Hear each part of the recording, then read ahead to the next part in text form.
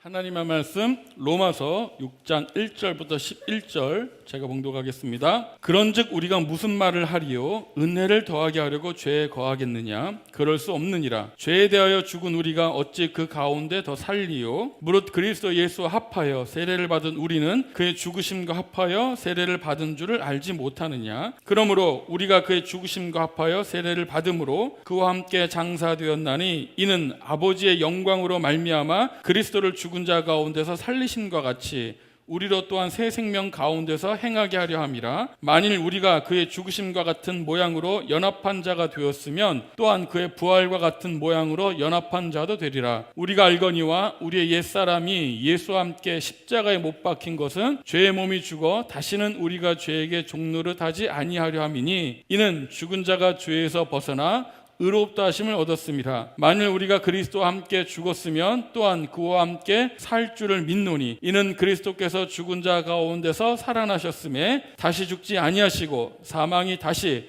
그를 주장하지 못할 줄을 알미로라.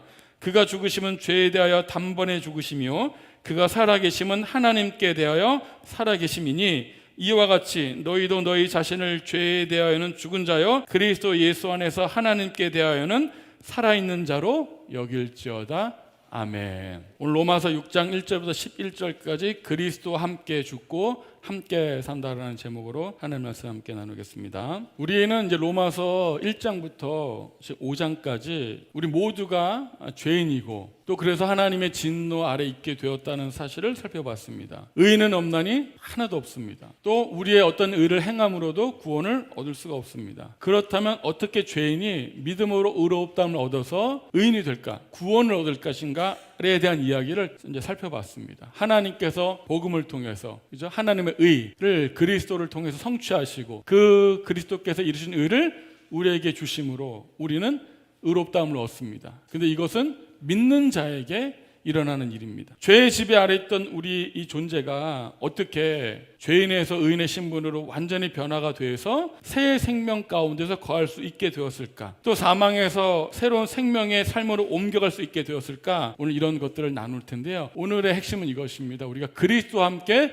연합되었기 때문이라는 거예요. 그래서 오늘 그리스도와 연합이라는 단어를 잘 기억해 주시기 바랍니다. 여러분, 이신칭이 곧 믿음으로 의롭다함을 얻는다는 이 복음은 굉장히 놀라운 복음이고 우리의 기쁜 소식입니다. 왜냐하면 의를 얻는 것은 우리 인간의 노력이나 행위를 통해서 얻는 것도 아니고 얻을 수도 없습니다. 우리 인간의 행위가 구원에 1도 보탬이 되지 못해요. 오직 그리스도께서 이루신 그 의를 우리는 믿음으로 받아서 의롭게 되는 거예요. 이게 복음이에요. 그러니까 구원은 우리 스스로 이루는 것이 아닙니다. 우리는 구원을 받는 것입니다. 믿음으로 받는 것입니다. 그래서 우리 앞서 5장에서 아담과 그리스도를 대조했죠. 죄가 어떻게 세상에 들어왔습니까? 아담의 범죄로 인해서 세상에 들어왔어요. 그리고 죄가 들어옴으로 인해서 사망이라는 결과를 초래했죠. 그래서 아담 이후에 이 아담 시대는 한마디로 죄가 지배하는 시대, 사망이 왕노릇하는 시대입니다. 그래서 모두가 다 죄의 지배력 아래 있다는 거예요. 그것은 다 죄의 종으로서 죄를 섬기는 삶을 살게 되어 있다는 것입니다. 그런데 이제 그리스도께서 오심으로 그가 이루신 행위로 말미암아 죄와 사망의 어떤 통치를 극복하고 은혜의 새로운 길을 열어주셨다는 거예요. 새 생명의 길을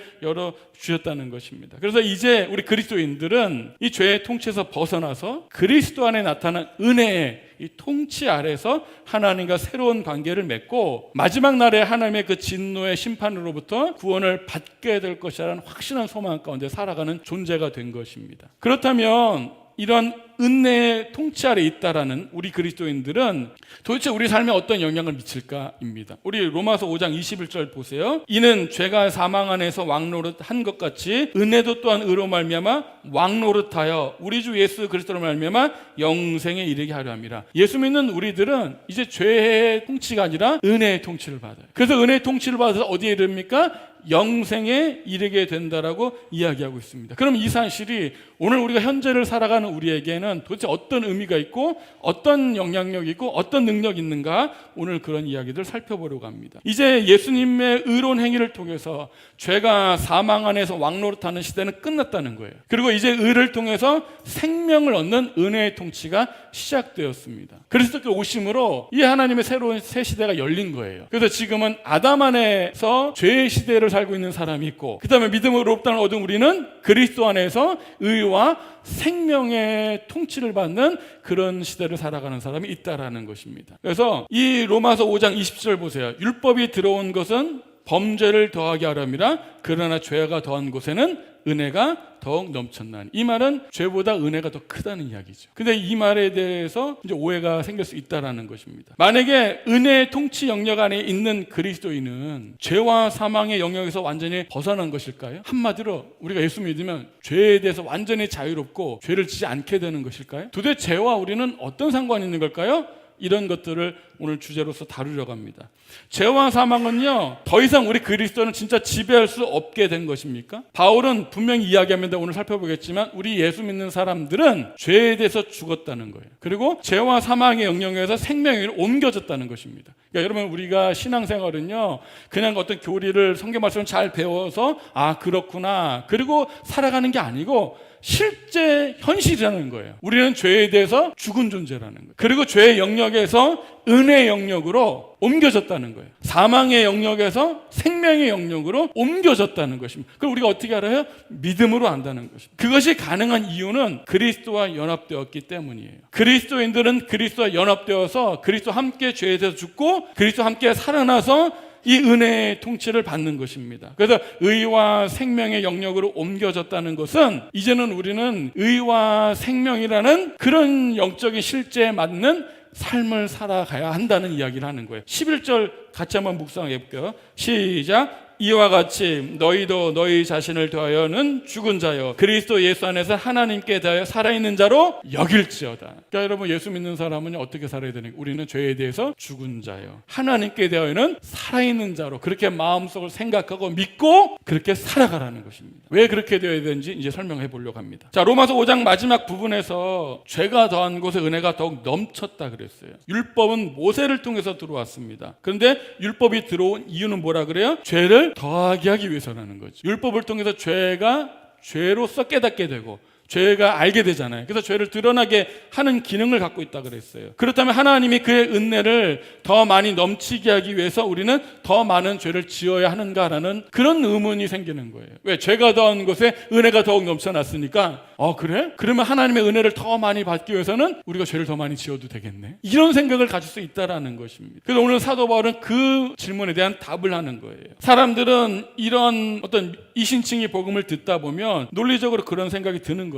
야, 만약 우리의 노력이나 행위가 구원을 얻는데 아무런 의미가 없다면 우리 선하게 살 필요가 굳이 있을까? 우리가 어떻게 살아도 우리 아무리 선하게 살아도 그게 하나님이 우리 구원을 이루는데 아무런 영향을 미치지 않는다면 우리가 선하게 살 필요가 굳이 있는 거야? 라는 생각이 든다는 거예요. 하나님이 다 하시는 거라면 우리는 아무것도 하지 않아도 된다는 말인가? 우리가 선한 행위로 구원받는 것이 아니라면 그저 은혜로 거저 받기만 한다면 굳이 선하게 살 필요가 없지 않는가? 더 나아가서 죄가 더한 곳에 은혜가 더욱 넘친다면 하나님의 더 많은 은혜가 넘치게 하기 위해서 우리는 죄에 머물러야 되는 거 아닌가? 그런 생각이 들 수 있다는 거예요. 하지만 결론적으로 이런 질문이 든다는 것은 은혜에 대한 잘못된 이해를 가졌기 때문에 그래요. 바울은 그래서 오늘 은혜에 대한 이 왜곡된 주장을 우리 새롭게 교정해 주고요. 이 가운데서 우리 그리스도의 죽음과 부활의 의미가 우리에게 어떤 의미가 있는지, 지금 현재 우리 예수 믿는 우리 그리스도인들에게 예수님의 십자가의 죽음과 부활이 어떤 의미가 있는지를 설명합니다. 그래서 한번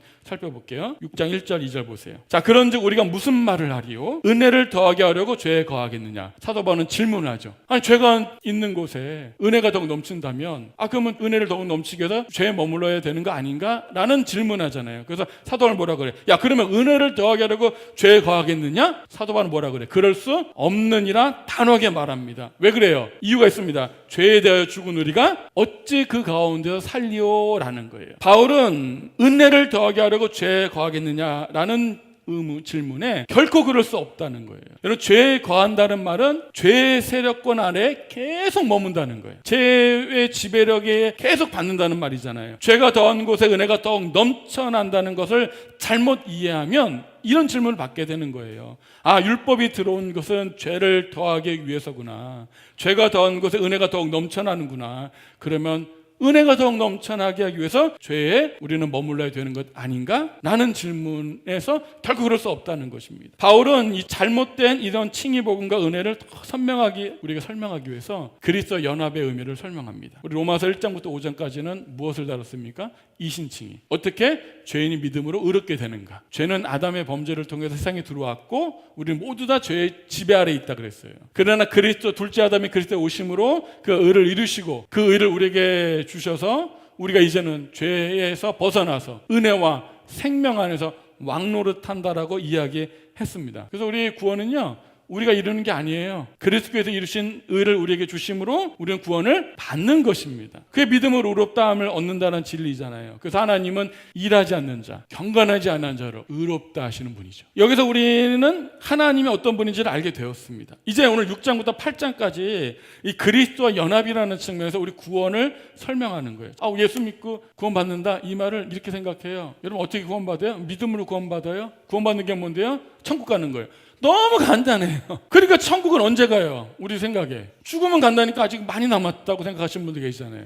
그러면 지금 우리가 어떻게 살아야 될지를 잘 모르거든요. 도대체 구원받는 게 뭘까? 죽고 천국 가는 것만 말하는 걸까? 그게 아니라는 거죠. 그래서 구원받은 삶은 도대체 어떤 삶인지 오늘 그리스도 연합이라는 주제 속에서 설명해 보겠습니다. 자, 그러면 이 로마서 1장 8장은 어떻게 우리가 복음 안에서 의롭다함을 얻고 그 복음이 실제 현재를 살아가는 우리 삶에 어떠한 변화를 일으키는 능력이 되는가를 계속 설명하고 있는 거예요. 그래서 그러면 죄가 더한 것에 은혜가 더욱 넘쳐나니기 때문에 계속해서 죄 가운데 거하여야 되는가라는 것을 실제로 다뤄보겠습니다. 사도 바울은 뭐라 그랬어요? 결코 그럴 수 없다 그랬죠. 이유는 뭐예요? 첫 번째, 우리는 죄에 대해서 죽었기 때문입니다. 자, 우리는 어떤 존재예요? 죄에 대해서 죽은 자예요. 여기 다시 보세요. 2절. 그럴 수 없느니라 죄에 대하여 죽은 우리가. 예수 믿는 우리는 어떤 사람이에요? 죄에 대해서 죽은 자입니다. 은혜를 더하게 하려고 죄에 대해서 거하겠느냐? 그럴 수 없느니라. 죄에 대하여 죽은 우리가 어찌 그 가운데 살려라는 질문에는, 아니 우리가 정말 죄에 대해서 죽은 것이라면 어떻게 죄 안에서 살 수가 있습니까? 죄에 대해서 죽었는데 어떻게 죄 안에서 살 수가 있냐는 말이에요.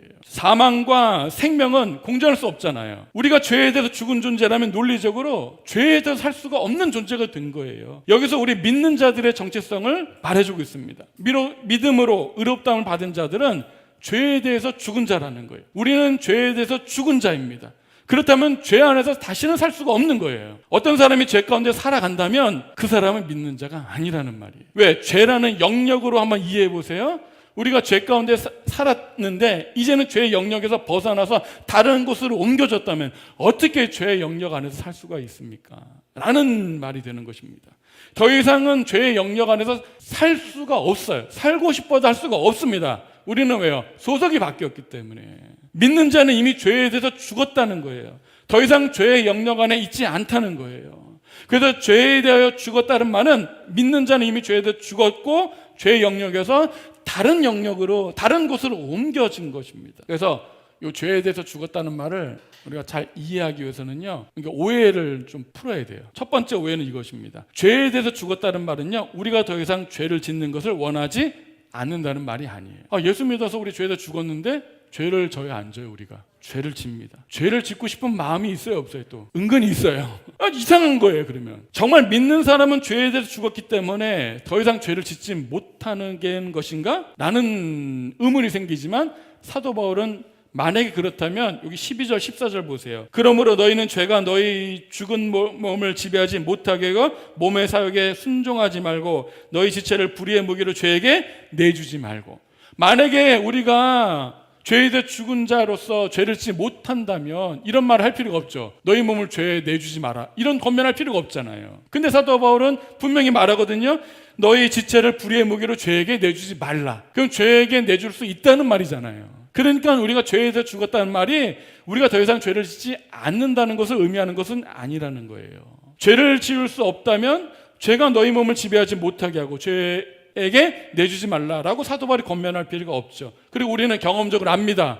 우리는 구원받은 것도 알고 예수님 우리 안에 있는 것도 알지만 우리는 경험적으로 죄를 짓는다는 것도 이미 경험적으로 알고 있습니다. 그러면 나는 죄를 짓고 있기 때문에 죄에 대해서 죽은 것이 아닌가? 또 이런 질문이 드는 거예요. 죄를 짓다 보면. 그러면 나는 구원받은 것이 아닌가? 라는 생각이 들 수도 있는 거죠. 나중에 우리 로마서 7장을 살펴보겠지만 믿음으로 의롭단 반 우리도 여전히 육체 가운데 있기 때문에 죄성이 남아있다는 거예요. 이야기를 더 살펴볼게요. 두 번째, 죄에 대해서 죽었다는 말이 더 이상 죄를 지어서는 안 된다라거나 죄를 점점 안 짓는 삶을 살아간다는 그런 말은 또 아니에요. 바울은 우리가 죄에 대해서 죽어야 한다라고 말하지 않았어요.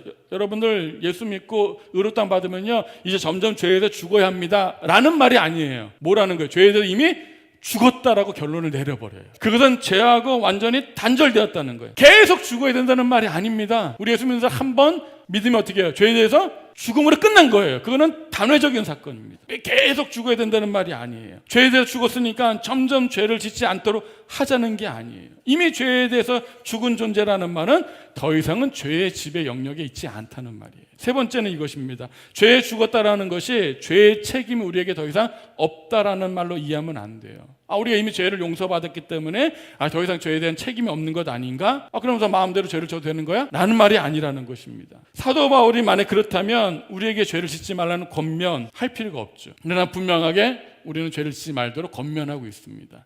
그래서 우리의 죄에 대한 책임이 또 우리에게 없는 것은 아니에요. 자, 그러면 바울이 말하는 이 죄에 대해 죽었다는 말이 무엇인지 한번 살펴볼게요. 바울이 죄에 대해서 죽었다고 말하는 것은 우리 그리스도인들은요 더 이상 죄의 지배 아래 있지 않다는 거예요. 여러분, 죄가 어떻게 생각하세요? 여러분, 죄라는 문제를 생각해 보십니까? 우리 인간이 죽고, 그죠? 우리 인간이 이게 불행하게 만들고, 가난과 온갖 질병들과 또 서로 많은 수많은 문제들, 이게 다 뭐 때문에 들어왔어요? 죄 때문에 들어왔거든요. 여러분, 우리를 행복하지 못하게 하는 이유는요 죄 때문에 그래요. 죄가 해결되지 않는 이상 우리는 진정한 행복한 삶을 살 수가 없습니다. 이 죄의 문제를 반드시 해결해야 돼요. 더 나아가서 죄의 문제를 해결하자면 우리는 하나님의 진노 아래에서 영원한 형벌을 받거든요. 그 불안 속에서 살기 때문에 진정한 만족과 진정 행복을 누릴 수가 없어요. 죄는 반드시 우리가 극복해야 될 문제입니다. 그런데 우리는 아담 이후로 죄의 지배에서 벗어날 수가 없는 상태가 됐거든요. 그런데 우리가 죄에 대해서 죽었다는 말은 이제 우리는 이 죄의 지배 아래 있지 않게 됐다는 이야기. 이 죄에 대해서 죽었다는 것은 우리 그리스도는 죄와는 완전히 단절되고 죽었다는 거예요. 그래서 이 그리스도는 죄의 세력부터 완전히 단절되었기 때문에 더 이상 죄를 주인으로 섬기지 않아도 돼요. 그리고 죄가 왕노릇하지 못합니다. 법적인 근거가 마련된 거예요. 이제는 우리가 죄값이 있었기 때문에 죄가 우리를 지배합니다. 법적인 근거를 딱 갖고 있어요. 그래서 죄의 종노릇할 수밖에 없고 죄를 섬길 수밖에 없는 거예요. 그러나 이제는 어떻게 우리가 죄에서 죽었기 때문에 죄는 더 이상 우리를 주장하지 못해요. 우리를 강제로 끌고 갈 수가 없다는 거예요. 법적인 근거가 없어요. 우리는 죄를 섬기지 않아도 되는 그런 자유를 얻었다는 것입니다. 그래서 우리 그리스도는 죄의 지배를 받을 의무가 법적으로 없는 상태가 된 거예요. 죄가 지배하던 이 아담의 시대, 그 죄와 사망이 통치하는 시대로 돌아가서 이 죄의 지배 아래 다시는 살아갈 수 없게 된 것입니다. 소속이 바뀐 거예요. 이 말이 오해하지 마세요. 그리스도는 더 이상 죄를 짓지 않는다는 말은 아니에요. 그리스도인들도 죄의 유혹에 걸려서 죄를 지을 수 있을까요? 없을까요? 있습니다. 근데 뭐가 달라진 거예요? 이전에는요 죄의 지배권이 법적으로 보장됐기 때문에 죄에서 벗어날 수가 없어요. 죄의 지배를 그대로 받는 거예요. 그러면 우리는 어떻게 해요? 죄를 지을 수밖에 없는 거예요. 이제는 어떻게 해요? 우리는 소속이 바뀌었죠. 죄의 지배를 받을 수 않게 된 거예요. 죄를 섬기지 않아도 됩니다. 법적으로 죄에서 완전히 벗어났죠. 그래서 죄를 짓지 않을 자유가 있는데 죄 유혹을 받아서 죄는 지을 수 있다는 거예요. 이해가 되십니까? 요걸 아셔야 돼요. 죄는 더 이상 우리를 주장하지 못합니다. 그래서 지속적으로 죄 가운데 우리는 머무를 수가 없는 존재가 된 거예요. 로마서 5장 21절에 죄가 왕노릇한 것 같이 은혜도 왕노릇했다는 말을 잘 깊이 새겨보세요. 우리가 죄에 대해 죽은 자라고 하더라도 여전히 세상은 죄가 지배하고 있거든요. 죄의 영향 아래에 있습니다. 강력한 힘을 발휘하고 있어요. 하지만 죄는 더 이상 우리를 주장하지 못합니다. 로마서 1장에서 예수 믿기 전에 우리는 하나님을 거역하고 우리의 정욕대로 살도록 내버려졌다고 했습니다. 한마디로 우리는 우리의 욕망대로 사는 것이 죄라는 것을 알지 못할 정도로 죄의 지배를 받았어요. 하나님을 거역하고 하나님 마음대로 두기를 싫어하고 내 마음대로 살아가는 건, 내 정욕대로 살아가는 것, 내 욕심대로 살아가는 것이 죄라는 것을 알지 못할 정도로 완전히 죄에 장악된 거예요. 뭐가 죄가 아닌지도 모르고, 뿐만 아니라 죄를 알았다고 할지라도 이것이 죄구나 알았다 할지라도 죄에서 벗어날 수가 없었습니다. 왜요? 죄의 종로 타는 삶을 살고 있기 때문에, 죄의 영역 아래 있기 때문에 벗어날 수가 없는 거예요. 그래서 죄에 저항할 수가 없는 것입니다. 그러나 죄된 욕망은 우리를 완전히 지배했고, 죄와 사망은 법적으로 보장된 우리 지배권을 가지고 아담 안에 있는 자들을 다 지배하는 거예요. 그래서 어떻게 하죠? 모두가 죄인으로서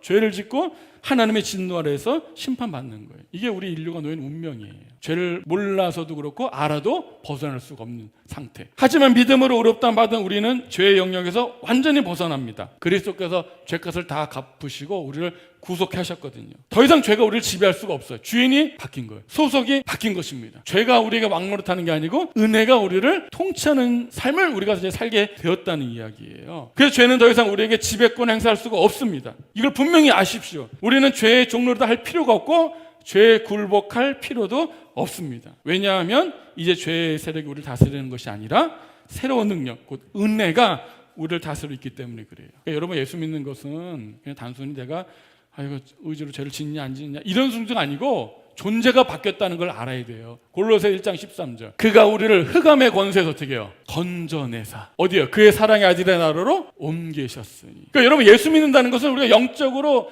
현실이 이거예요. 흑암의 권세에서 어떻게 주님이 건져내셔서 어디로 옮기신 거예요? 하나님의 사랑의 아들의 나라로 옮겨진 거예요. 그러면 나는 지금 어디 살고 있는 거예요? 흑암의 권세 아래에 살고 있어요? 사랑의 아들의 나라에 살고 있습니까? 세상은 여전히 우리는 이 세상에 살고 있으니까 죄의 영향력이 있으면 죄가 지배하는 세상에 살고 있지만 우리 영적으로 어디 살고 있는 거예요? 우리 흑암의 권세 아래에 살고 있지 않습니다. 하나님의 나라에 살고 있어요. 두 번째, 요한복음 5장 24절. 내가 진실로 지시어 너에게 이르노니, 자, 내 말을 듣고 나 보내신 이를 믿는 자는, 예수님을 믿는 자는 뭘 얻어요? 영생을 얻었습니다. 그 말은 뭐죠? 사망에서 생명으로 옮겨졌다는 거예요. 우리는 사망에서 생명으로 옮겨진 존재예요. 그러니까 죄에 대해 죽었다는 말이기 때문에 더 이상은 죄의 영향을 받을 수가 없습니다. 죄의 지배를 받지 않아도 된다는 거예요. 생명으로 옮겨졌기 때문에. 사도행전 26장 18절, 사도 바울의 고백이죠. 그 눈을 뜨게 하여 어둠에서 어디로? 빛으로. 사탄의 권세에서 하나님께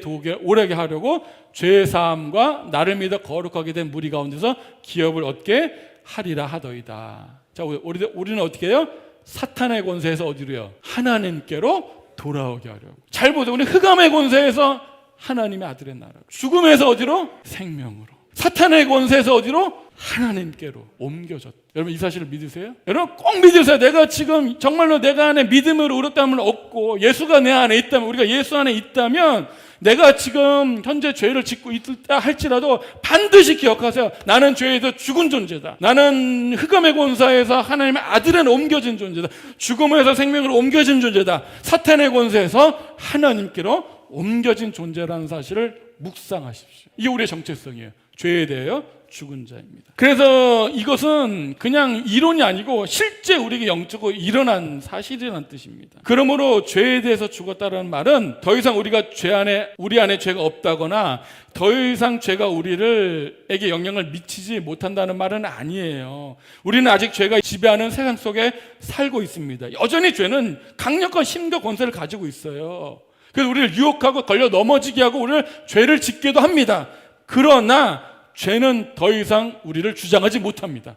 그 말은 죄가 여전히 막강한 힘을 우리를 유혹해서 예전처럼 죄의 영역 안에 있었던 것처럼 우리에게 왕노릇 하려고 하고 우리를 굴복시키려고 하고 우리를 죄의 종처럼 살게 하려고 할지라도 반드시 아십시오. 우리는 더 이상 죄에 복종할 의무가 없어요. 이전에는 제가 왕노릇하면 죄의 종이기 때문에 저항할 힘도 없이 죄를 지을 수밖에 없었던 거예요. 하지만 이제 우리 믿는 자들은 여전히 제가 왕노릇 하려고 하지만 우리는 죄에 굴복하고 죄의 종로를 할 수 있지만 복종할 의무는 없습니다. 죄가 유혹할 수 있으나 주장할 수 없게 됐다는 이야기예요.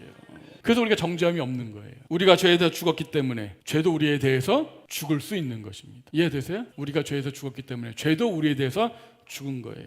그래서 2절 다시 보세요. 그럴 수 없느니라 죄에 대하여 죽은 우리가 어찌 그 가운데 살리요. 이해되시죠? 우리는 죄 가운데 더 이상 살 수 없는 존재가 되었습니다. 자, 그러면 우리가 어떻게 죄에 대해 죽었을까? 6장 3절 보세요. 그리스도 예수와 합하여 세례를 받은 우리는 그의 죽으심과 합하여 세례를 받은 줄을 알지 못하느냐. 우리가 이제 세례를 여기 교회에서 받지만 이 물세례 받잖아요. 어떤 그런 의식을 말한다기보다 세례가 의미하는 것을 생각해 볼게요. 원래 세례는 침례라고 해서 물속에 완전히 잠겼다가 나오는 거죠. 이것은 뭐죠? 우리가 그리스도 안에서 죄에서 완전히 죽고 새롭게 태어나는 걸 상징하는 거잖아요. 그걸 말하는 거예요. 그리스도 합하여 세례를 받은 우리는, 그리스도 합하여 죽은 우리는, 다시 산 우리는 어떻게 해요?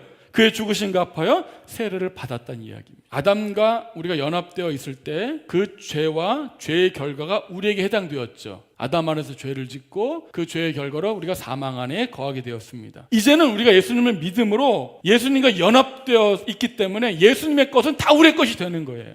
예수님의 죽은 건 우리의 죽음이 되고, 예수님의 부활은 우리의 부활이 되고, 예수님의 의는 우리의 의가 되는 거예요. 왜요? 우리가 예수님과 연합되었기 때문에. 그래서 우리에게 그 의가 전가되었습니다. 이제 우리는 그리스도와 연합되었기 때문에 그리스도에게 해당되는 모든 것들은 다 우리의 것이 됩니다. 그리스도가 십자가에 죽으셨고 죽은 사람은 죄로부터 자유롭게 된 것처럼 우리도 그리스도와 연합되었기 때문에 그리스도와 함께 십자가에 죽고 죄로부터 자유롭게 되었다는 이야기예요. 그리스도가 죽으심으로 부활하고 새로운 생명을 얻은 것처럼 우리도 그리스도와 연합되었기 때문에 새로운 생명에 이르게 된 거예요. 그러니까 우리가 구원이라는 의미를 잘 이해를 하셔야 돼요. 내 구원은 어떤 성취하는 게 아닙니다. 그리스도와 함께 죽고 함께 사는 거예요. 6장 4절 보세요. 그러므로 우리가 그의 죽으심과 합하여 세례를 받음으로 그와 함께 어떻게 돼요? 장사되었나니 이는 아버지의 영광으로 말미암아 그리스도를 죽은 자 가운데 살리심과 같이 우리도 또한 새 생명 가운데서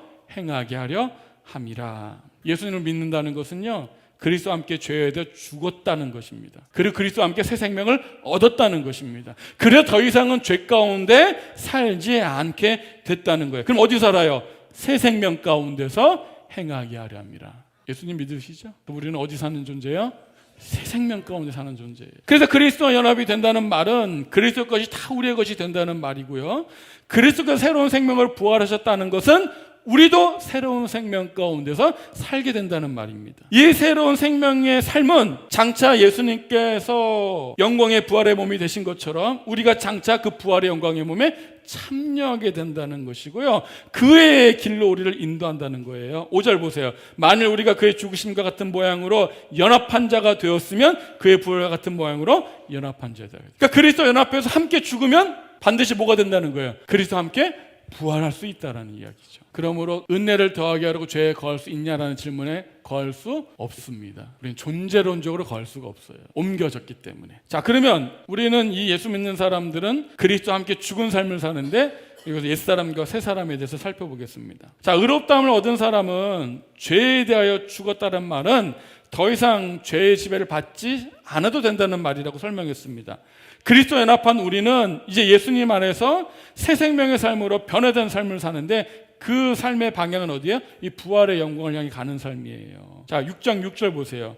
우리가 알거니와 우리의 옛사람이 뭐가요? 우리의 옛사람이 예수와 함께 십자가에 못 박혔다 그래요. 그럼 우리 옛사람이 십자가에 못 박힌 이유는 뭐예요? 죄의 몸이 죽어 다시는 우리에게 죄의 종로를 하지 아니하려 한다는 거예요. 여러분, 예수님의 십자가의 죽음이 어떤 의미가 있어요? 우리에게 그냥 예수님 십자가에 죽었다는 것이 끝나는 게 아니고 그 사실은 어떻게 해요? 우리도 그와 함께 죽은 거예요. 뭐가 죽었어요? 옛사람이 함께 십자가에 죽은 거예요. 왜 죽었어요? 뭐 하려고?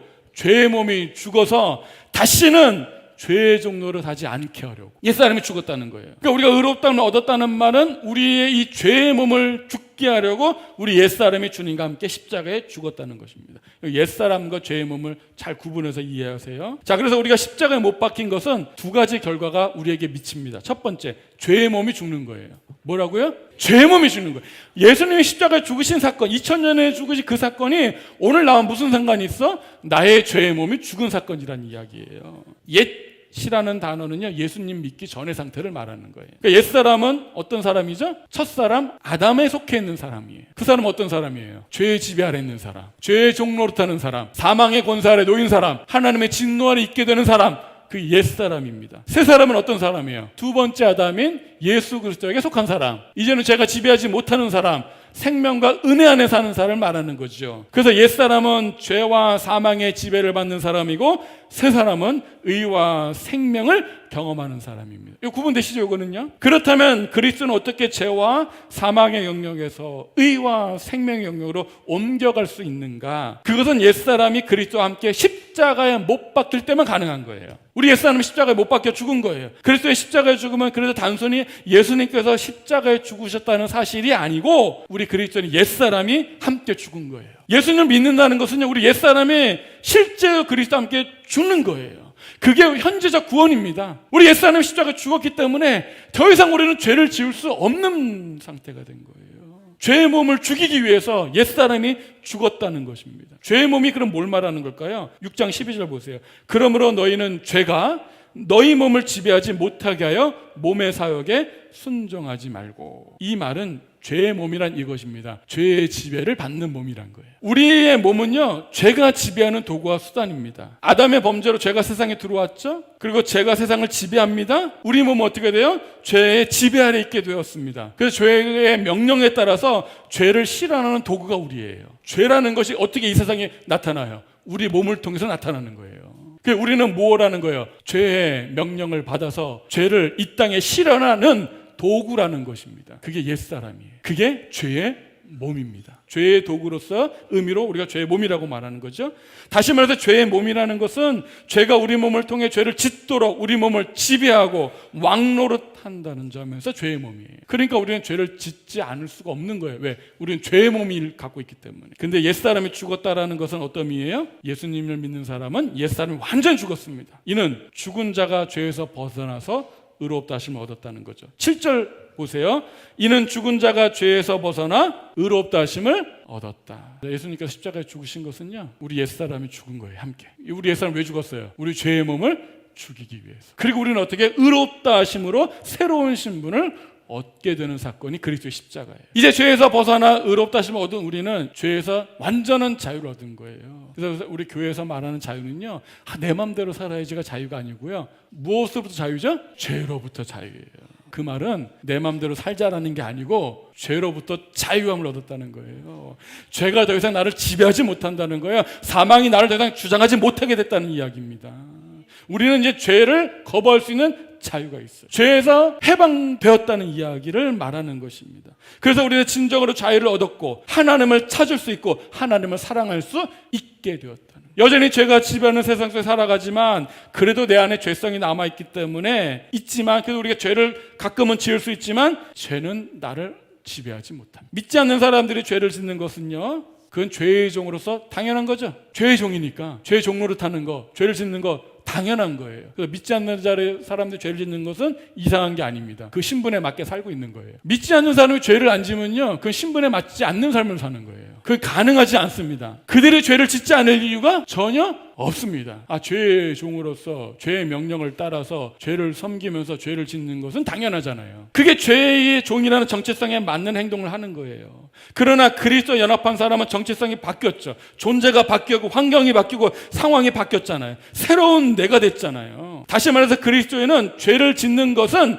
우리 정체성에 맞지 않는 행동을 하는 거예요. 그 생각을 하셔야 돼요. 내가 예수 믿는데 죄를 짓는다? 전혀 지금 우리 존재에 맞지 않는 삶을 사는 거예요. 근데 지금 그게 어색해요? 안 어색해요? 쉬운 말로 하면 죄인은요, 죄를 안 짓는 게 어색해요. 의인은요, 죄를 짓는 게 어색해요. 근데 우리는 죄를 짓는 게 하나도 안 어색해요. 너무 자연스럽죠. 그리고 의를 행하는 게 그게 이렇게 어색해요. 그런데 왜 나는 죄를 짓는가? 우리는 죄에서 벗어났다고 하고 죄를 짓는 게 우리 정성에 맞지 않는데 왜 그렇게 나는 죄를 짓는가? 아니 어떻게 죄를 더 좋아하는 사람 것처럼 느껴질까? 이유는 하나예요. 나의 정체성을 깨닫지 못해서 그래요. 그래서 오늘 분명히 말씀드리는 거예요. 하나님께서 그리스도를 통해 나게 하신 것을 알지 못하기 때문에 그래요. 자, 그러면 우리는 이 그리스도와 함께 죽음으로 인해서 죄에서 죽었죠? 그러면 그리스도와 함께 사는 삶도 우리에게 있다는 것인데 6장 8절 보세요. 만일 우리가 그리스도와 함께 죽었으면 또한 그와 함께 살 줄 어떻게 해요? 믿노니. 우리 뭘 믿어야 돼? 하나님의 말씀 믿는 거잖아요. 우리 믿음을 의롭다 받아 구원받은 사람은 예수님과 함께 죽었다는 거예요. 옛사람이. 그래서 죄의 몸을 죽였다는 거예요. 그러면 우리는 반드시 또 뭐예요? 그리스도와 함께 살 줄을 믿는 거예요. 우리가 그리스도 연합되었다는 사실과 그리스도 연합되었다는 게 무엇을 의미하는지를 깨달아야 됩니다. 6절부터 7절에는 우리 옛사람이 그리스도와 함께 죽음으로 어떤 결과가 일어났죠? 죄의 몸이 죽었어요. 죄의 몸이 죽었으니까 죄를 지을 몸이 없잖아요. 그래서 죄를 지을 수 없는 상태가 되었다는 이야기입니다. 8절 9절에서는요 예수님 안에서 그리스도와 함께 부활하는 것이 어떤 건지 설명해요. 우리가 그리스도와 함께 죽을 때 우리가 함께 죽었다는 사실을 안다면 그와 함께 살 것도 안다는 거예요. 그리스도는 영원한 생명으로 부활하셨기 때문에 다시 죽지 않죠. 우리도 그렇기 때문에 영원한 생명 가운데 다시 죽지 않게 된다는 사실을 아는 것입니다. 9절 볼게요. 이는 그리스도께서 죽은 자 가운데서 살아나셨음에 다시 죽지 아니하시고 사망이 다시 그를 주장하지 못할 줄을 알미로다. 이 논리 이해하시죠? 예수님 죽었죠? 죄에 대해서. 그리고 부활하셨죠. 그러니까 사망의 권세는 더 이상 주장하지 못한다는 거예요. 왜? 이미 죽었는데 뭘 주장해요? 이미 그 죄의 옛사람은 죄의 몸과 함께 죽어서 끝났죠. 그리고 이제 새로운 의로운 신분 살았죠. 그러니까 죄는 더 이상 주장하지 못했기 때문에 사망이 그를 주장하지 못해요. 다시는 영원히. 우리도 예수님 안에서 연합됨으로 똑같은 은혜를 입었다는 것입니다. 이제 사망은요 예수님에 대해서 어떤 주장할 권리가 사라졌어요. 왜요? 그리스도는 죽음으로 죄값을 다 갚으셨거든요. 그리스도께서 그렇게 되셨다면 그리스도 연합한 우리에게도 사망은 더 이상 주장할 권리가 없습니다. 예수 믿었다가 우리가 조금 실수한다고 번 취소 다시 지옥 이게 되는 거예요? 안 되는 거죠.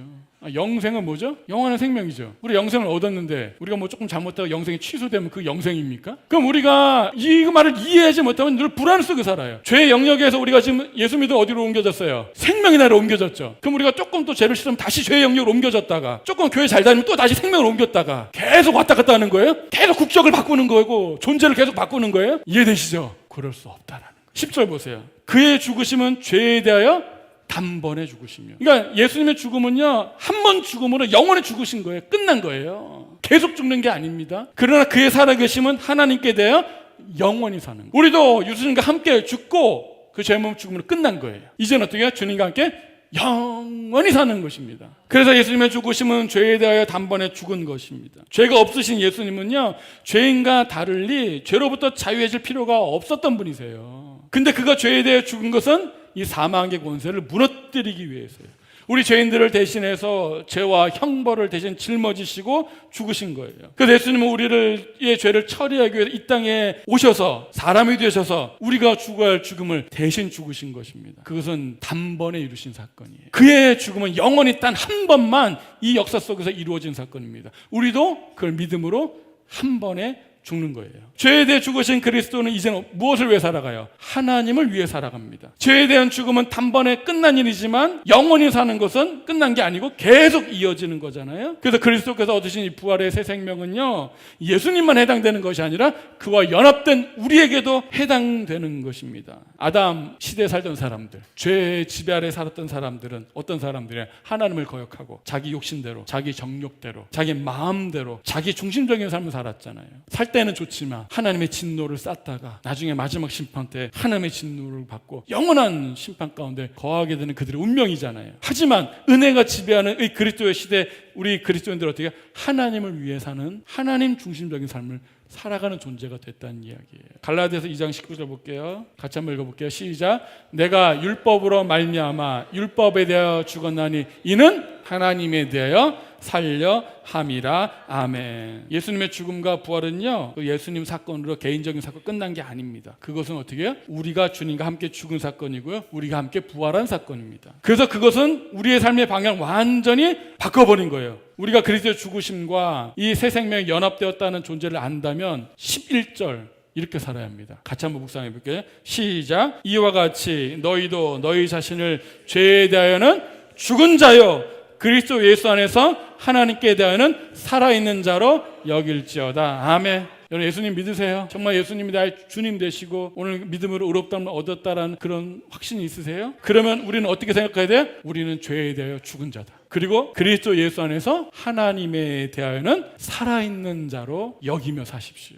죄를 짓는 순간순간마다 나는 죄에 대해 죽은 존재지. 나는 예수 안에서 하나님 되어 살아가는 자지. 이거를 날마다 생각하고 살라는 거예요. 우리는 예수님의 죽음과 새 생명에 연합되어서 우리 자신을 죄에 대해 죽은 자여 그리스도 예수 안에서 하나님께 대하여는 살아있는 자로 여겨야 한다고 이야기하고 있습니다. 죄에 대해 죽은 자라는 것은 무엇이죠? 더 이상 죄의 지배를 받지 않는 상태가 됐다는 이야기예요. 이것이 사실이라면 어떤 사람들은요 이런 권리를 깨닫지 못하고 누리지 못해요. 예수님 구원받았어. 그래서 죄를 짓다 보니까 내가 아직 안 됐나? 구원이 막 의심도 되고 불안하기도 하고, 또 내가 죄를 질 수 없구나, 나 원래 연약하구나, 그렇게 생각하고, 인간은 다 연약하지, 다 죄를 질 수밖에 없지, 막 그런 말들 속아서 죄에서 도저히 벗어나질 못해요. 누리지 못하는 거예요. 그래서 사도 바울은 분명히 하잖아. 너희를 알라고, 너의 존재를 알라고, 정체성을 알라는 거예요. 너희는 죄에 대해서 죽은 자라는 거예요. 하나님에 대해 살아있는 자를 여기라는 것입니다. 이런 엄청난 특권을 사용하지 않으면 우리 삶에서 어떻게 아무런 영향을 주지 못합니다. 가지고 있으나 쓰지 못하는 거예요. 이해가 되세요? 어떤 아버지가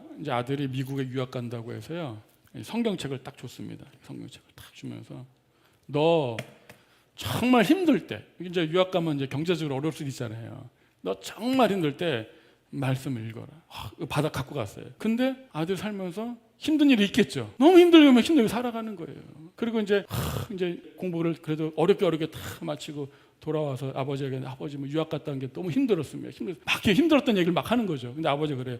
야, 너 힘들 때 말씀 안 읽었냐? 바빠서 못 읽었어요. 읽어봐라. 성경을 딱 폈더니 여기 돈 뭉치가 있었던 거예요. 힘들 때 쓰라고 해서 돈을 넣어놨는데 받았으나 쓰지 못하는. 이해되세요? 우리가 받았으나 어떻게 해요? 쓰지 못하고 죄의 종처럼 평생 살아가다가 구원을 받았으니까 주님 곁에 가지만 너 왜 이렇게 죄 짓다 고생하다 왔냐? 연약해서요. 그래서 여기 11절 내가 기록해놨지 않냐? 뭐라고 써있니? 죄에 대해 죽은 자여, 하나님에 대한 살아있는 자를 여기며 살라 그랬잖아. 이거를 정체성을 깨닫지 못하니까 누리지 못하는 거예요. 그래서 이 엄청난 특권과 자유를 우리는 이 말씀을 묵상하면서 우리는 누리면서 살아야 합니다. 제가 혹시 여러분 쇼생크 탈출이라고 아세요? 영화? 그거 한번 기회 되면 보세요. 제가 그 너무 감동적인 장면이 있어. 오래된 영화인데도 불구하고 어떤 이제 사람이, 주인공이 이제 억울한 일을 당해서 이제 감옥에 들어가잖아요. 근데 거기 이제 들어갔더니 어렸을 때 죄를 짓고 그 감옥에 오랫동안 복역하고 있던 흑인, 모건 프리만이라는 배우가 있거든요. 제가 그 배우 극중 이름 모르는데 흑인 배우가 있어요. 모건 프리만 아세요? 되게 유명한 배우가 있어요. 보시면 딱 알아요. 근데 나중에 이제 저는 이제 이 모건 프리만이 40년 동안 복역을 하거든요. 근데 40년 종신형을 받았어요. 근데 40년 동안 감옥 생활하다가 이 40년 만에 이제 가석방 심사를 통과해서 이제 사회에 나오게 돼요. 어려서 들어갔다가 40년이 지났으니까 이제 할아버지가 돼서 나온 거잖아요. 근데 제가 그때 너무 인상 깊은 장면이 있어서 소개하려고 합니다. 제가 사회에 나왔는데 이제 그 마트에 이제 취직하게 된 거예요. 마트에 취직했는데 화장실을 이제 가려고 하는데 딱 손을 드는 거예요. 그리고 관리자한테 화장실 가도 되나요? 라고 물어요. 그때 관리자 불러서 그러냐고? 아이고, 소변 들어갈 때는요 그냥 가라고. 그러면서 그 사람이 모건프리 화장실 가서 막 손을 뜨고 거울을 보면서 이제 그 독백하는 그 대사가 있어요. 나는 40년 동안 허락받고 소변 보러 갔다는 거예요. 허락받지 않으면 소변이 한 방울도 안 나온대요. 40년 동안 화장실을 허락받고 가는 삶을 살아갖고 완전 익숙해진 거죠. 그게 이상하지도 않고 자연스럽게 된 거잖아요. 그러니까 이제 자유의 몸을 얻었는데 내가 화장실 그냥 가도 되는데 그게 안 되는 거예요. 그래서 이 모건프리 몸이 이렇게 얘기해요. 너무 이게 자유가 나한테 어려운 거예요. 그래서 가석방이 취소돼서 다시 교도소에 갔으면 좋겠다라는 생각을 가져요. 그게 너무 편하고 익숙한 거예요. 그런데 그런 생각을 갖고 있던 차에 아까 그 탈출한 사람 있잖아요. 그 사람과 이제 감옥에서 했던 약속이 있거든요. 꼭 가석방 나오면 약속한 장소를 찾아가라. 그래서 그 생각에 마지막으로 찾아갔더니 거기에 편지하고 돈이 있어요. 어디로 오라고. 그래서 거기를 찾아갔더니 이제 거기에 그 아까 탈출한 사람이 아주 잘 살고 있어서 이제 그와 함께 이제 탁 포옹하면서 마지막으로 끝나는 장면이 있거든요. 그런데 이렇게 말해요. 그 사람을 찾아가는 과정에 버스를 타면서 가는 와중에 이렇게 말해요. 나는 생애 2번째 죄를 저지르려고 한다. 그것은 뭐냐면 주거 제한 지역을 이탈하는 거다. 가석방은요, 이게 주거 제한 지역이 있나 봐요. 이탈하면 안 되나 봐요. 그러니까 이제 내가 여기를 이탈하러 간다는 거예요. 그러면서 이렇게 돼요. 내가 너무 흥분돼서 앉아있거나 생각하기 조차 힘들다. 자유로운 사람만이 느낄 수 있는 기쁨을 내가 이제는 누리는 거예요. 이제 비로소 내가 자유로운 삶을 느낄 수 있는 기쁨을 누린다라고 말해요. 그리고 이렇게 말해요. 끝이 어떻게 될지 모르는 긴 여행을 떠나는 나는 자유로운 사람. 근데 우리는 끝이 어떻게 될지 알고 떠나는 자유로운 사람. 부활의 영원한 생명의 자유. 우리가 워낙 죄의 집에 살다 보니까 죄가 익숙해요. 그리고 죄를 짓는 게 너무나 당연해요. 죄를 안 짓는 게 더 어색하고 이게 과연 이렇게 보이거든요. 너무 죄에 오래 찌들려서 오늘부터 우리는 누리세요. 나는 자유를 얻은 사람이에요. 처음엔 어색합니다. 화장실 가도 되나? 안 벗고 가는 게 어색해요. 그냥 가도 어색해. 이래도 되나? 어색해요. 익숙해지면 어떻게 해요? 그게 나를 진짜 자유롭게 하잖아요. 오늘 여러분, 죄가 우리는 너무 익숙해져 있기 때문에 당연시 여기지만 그렇지 않습니다. 죄는 우리를 부끄럽게 만들고 우리 행복을 빼앗아가. 죄로부터 벗어날 상태가 우리 얻었거든요. 그걸 누리며 살아야 되는 거예요.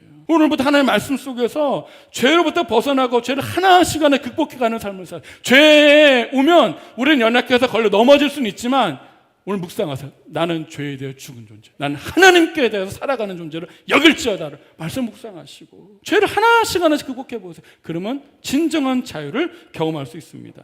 우리는 법적으로 더 이상 죄의 종이 아닙니다. 우리의 삶의 경험 속에서 연히 죄의 종을 느낄 수 있죠. 죄를 짓다 보니까. 중요한 것은 우리가 어떻게 느끼고 무엇을 경험하든 하나님 분명히 말씀하세요. 우리가 그리스도 안에 있으면 더 이상 아담 안에 있지 않고 죄의 지배 아래 있지 않다는 거예요. 그럼에도 내가 죄에 빠져 있다면 아직도 내가 누구인지 모른다는 거예요. 오늘 말씀을 묵상하셔서 내가 누군지를 묵상하세요. 내가 어떻게 느끼는가가 중요하지 않습니다. 내가 지금 무엇을 경험하는가 중요하지 않아요. 하나님이 나를 어떻게 여기시는가가 중요하잖아요. 오늘 이 11절에 분명히 말씀 주시는 거예요. 우리에게 너희는 죄 자신을 죄에 대하여 죽은 자여 그리스도 예수 안에서 하나님에 대하여 살아있는 자로 여길지어다 그러잖아요. 이 말씀대로 우리가 살아가는 거예요. 그리스도와 함께 십자가에 못 박힌 것은 우리는 다시는 죄의 종노릇 하지 않게 되었다는 이야기입니다. 말씀 마무리할게요. 아담의 범죄 후에 모든 인류는요, 하나님 인정하지 않고 하나님 마음에 두기를 싫어하고 하나님을 적극적으로 보고 자기 정욕대로 자기 욕심대로 살면서 온갖 우상숭배와 온갖 죄악들을 범하면서 하나님의 진노 심판에 처하게 되었습니다. 그거는 죄의 종으로서 마땅한 삶이에요. 그러나 우리가 이 믿음을 의롭게 된 우리는 이제는 그리스도 안에서 어떻게 죄에 대하여 죽고 의에 대하여 산 자잖아요. 그래서 우리는 죄를 짓는 게 어색한 사람이 되어야 맞는 거예요. 그러나 여전히 옛 습관이 남아서 옛 영향 아래 있었기 때문에 그게 익숙하다 보니까 자연스럽게 여기고 이렇게 말하지만 아니요, 그건 우리에게 부자연스러운 거예요. 우리의 정체성에 맞지 않는 것입니다. 그것을 깨닫고 우리가 가진 논리를 알고 누려야 합니다. 우리가 무엇을 받았는지 어떤 특권이 있는지 그것을 누리고 자유롭게 살아가기를 정말 주의 이름으로 축복합니다. 고린도서 5장 15절 그가 모든 사람을 대신하여 죽으심은 살아있는 자들로 하여금 다시는 누구예요? 그들 자신을 위하여 살지 않고. 아담 안의 특징이 뭐예요? 자기중심적인 삶이죠. 그거는 죄의 길입니다. 사망의 권세 아래 놓이는 거예요. 영원한 형벌의 삶이죠. 그래서 우리는 어떻게 해요? 우리를 대신하여 죽으신 것은 우리를 자신을 위해 살지 않도록 하고 오직 그들을 대신하여 죽었다가 다시 살아나는 일을 위하여 살게 하려 합니다. 그러니까 우리는 우리를 위해 죽으신 예수님을 사는 것이 마땅한 삶이라고요. 그러므로 우리가 이제부터는 어떤 사람도 육신을 따라 알지 아니하노라. 비록 우리가 그리스도도 육신을 따라 알았으니 이제부터는 그같이 알지 아니하노라. 그런즉 누구든지 그리스도 안에 있으면 새로운 피조물이라. 이전 것은 지나갔으니 보라 새 것이 되었도다. 아멘. 여러분 예수 믿으면 그냥 뭐 지식 조금 늘고 뭐 조금 선하게 좀 살아가고 그게 아니에요. 완전히 새로운 존재가 된 거예요. 죄의 몸은 죽고 의의 몸에 새롭게 태어난 것입니다. 곧 하나님께서 그리스도 예수 안에 계시사 세상을 자기에게 화목하게 하시며 그들의 죄를 그들에게 돌리지 아니하시고 화목하게 하는 말씀을 우리에게 부탁하셨느니라. 그러므로 우리가 그리스도를 대신하여 사신이 되어 하나님이 우리를 통하여 너희를 권면하는 것 같이 그리스도를 대신하여 간청하느니 너희는 하나님과 화목하라. 하나님이 죄를 알지도 못하신 일을 우리를 대신하여 죄로 삼으신 것은 우리로 하여금 그 안에서 뭐가 되게 하기 위해서 하나님의 의가 되게 하려 하심이라. 아멘. 여러분 예수님 믿는다는 것은요, 이제 하나님 우리를 보실 때 그대로 보지 않고 우리를 어떻게 보신다는 거예요? 예수님 안에 있는 우리를 보신다는 거예요. 왜? 우리는 예수님과 함께 죽었기 때문에, 함께 살았기 때문에, 예수님과 함께 연합되었기 때문에 예수님 안에서 우리를 보는 것입니다. 그래서 우리는 죄와 사망으로부터 은혜와 생명으로 옮겨가는 거예요. 죄의 종에서 은혜의 종으로 신분이 바뀐 것입니다. 은혜가 통치는 환경 속에서 살아가고 있는 존재라는 거예요. 그래서 우리는 얼마든지 죄를 극복할 수 있고 죄에 저항할 수 있고 하나님에 대하여 살아갈 수 있는 존재입니다. 그렇게 합당하게 살아갈 때 하나님의 복 가운데 누릴 수 있는 거죠. 맞죠? 이 복을 즐기고 누리는 우리 모두가 되기를 주의 이름으로 축복합니다. 오늘 말씀은 우리가 누구인가에 대한 이야기예요. 여러분 말씀을 진지하게 묵상해 보세요. 내가 예수 믿는다는 게 무엇인가? 아니 뭐 교리 조금 알고 성경 조금 더 알고 그런 게 아니에요. 존재가 바뀌는 거예요. 운명이 바뀌는 것입니다. 내가 선을 쌓는 게 아니에요. 그리스도와 연합되어서 그분과 함께 죽고 옛사람 죄의 몸이 죽고 다시 그분과 함께 살아나는 거예요. 그래서 더 이상 죄가 지배하지 못하는, 죄가 주장하지 못하는 그런 상태에 놓이게 된 거예요. 그 말은 더 이상 죄와 사망이 우리에게 왕노릇하지 못하고 우리의 권세를 행하지 못함으로 우리가 더 이상 죄 가운데 있지 않고 하나님의 진노 아래 있지 않게 됐다는 이야기입니다. 이 말씀을 꼭 묵상하시고 우리는 죄에 대하여 죽은 자여 그리스도 안에서 하나님에 대하여 살아있는 자로 여길지어다. 이렇게 계속 묵상하세요. 그럼 하나님의 성령이 우리를 인도하십니다. 우리의 맞는 삶으로, 우리의 복된 삶으로, 생명의 삶으로 우리를 인도하시고 처음엔 어색하지만 그게 어느덧 자유로워서 이제는 죄를 짓는 게 어색해지는 단계. 그게 복된 상태예요. 우리는 자유롭게 살아가는데 하나님 뜻에 맞는 삶을 삶으로 하나님의 복 가운데 살아가는 삶을 상태가 되는 것, 우리의 그런 특권과 권세가 있습니다. 아, 내가 이런 걸 받았구나, 이런 특권이 있구나, 이런 능력이 내 안에 있구나, 내가 이런 존재구나 깨닫고 누리는 모두가 되기를 축복합니다.